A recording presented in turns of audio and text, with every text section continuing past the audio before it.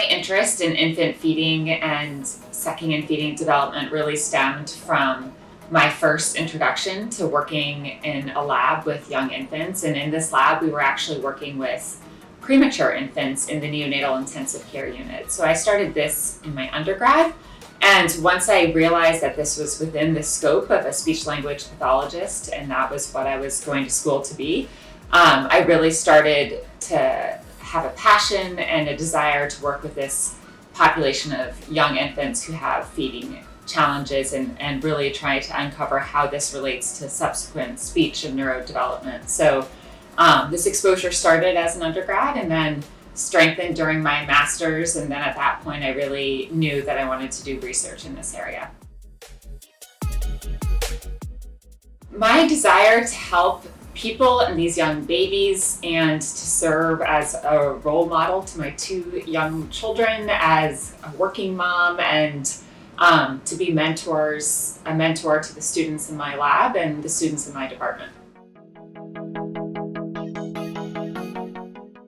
So for young infants, the challenge of learning to feed, as you might imagine, is quite arduous. And if this is something I think we all take for granted, just like speech and language development, if this is something that you struggle with, you realize you eat, for young infants, you eat 8 times a day. If you're, starting to talk, you realize that this is something you do constantly for communication. So if this is something that you're having breakdowns in or you're having struggles in, it can be really challenging for both the baby and the caregiver. So a lot of our work is really set on how can we understand these challenges both for the baby and the caregiver in a different way, and what can we do to support parents during this really challenging time of just becoming a new parent, let alone a parent with feeding challenges.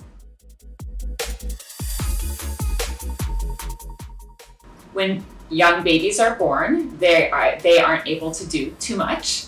And one of the first things they can do is suck and feed. And so we learn more about how you can suck and feed and what factors influence this to see if this could be something that we could measure early on to predict or try to understand future outcomes.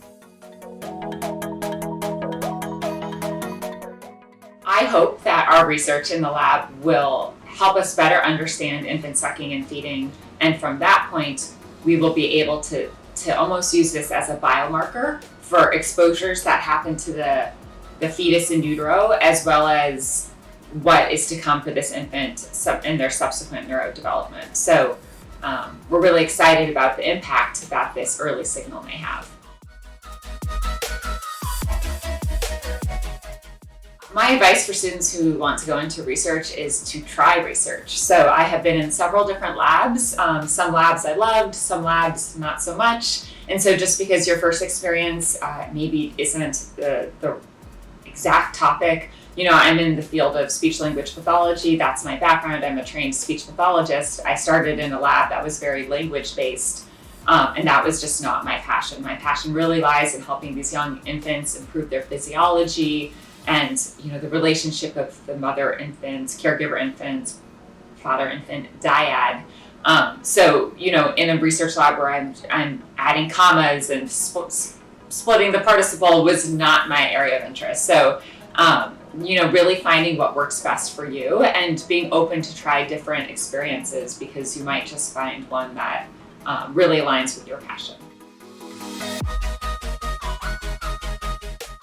For me, Northeastern is an amazing place to do research because it makes you think outside the box, not only with your research, but also with your collaborators. So I collaborate across all of Northeastern with different scientists and different clinicians to answer large questions. And I think that Northeastern has really catapulted my research in different areas. So now I do environmental health research, for example, and looking at how the environment impacts infant sucking as well as neurodevelopment. And that would not, I believe, been possible elsewhere, because this is such a collaborative place with such a collaborative infrastructure that can really foster research development. Yeah, so we have worked a lot with the CRI to try to think about ways we can enhance our research that are kind of more in the entrepreneurial space, and ways that we can make our research more accessible to all. So we've been working to launch our own business and to try to make some of the devices we have in our lab maybe accessible for a phone or an application, so all across the globe can really use our devices. We have a large NIH grant looking at how this infant non-nutritive suck signal, so non-nutritive suck is just sucking on a pacifier without any nutrient being delivered. How this signal, it almost looks like an EKG of an infant suck. It has these bursts of sucking with pause periods. How this signal changes over the first year of life. So we go into the infant's home at 3, 6, and 9 months, and we're collecting using our custom research pacifier. So it's a pressure transducer attached to a pacifier where we can see this signal. We look at how babies take a bottle. We learn more about their breastfeeding outcomes as well as parent perception of feeding.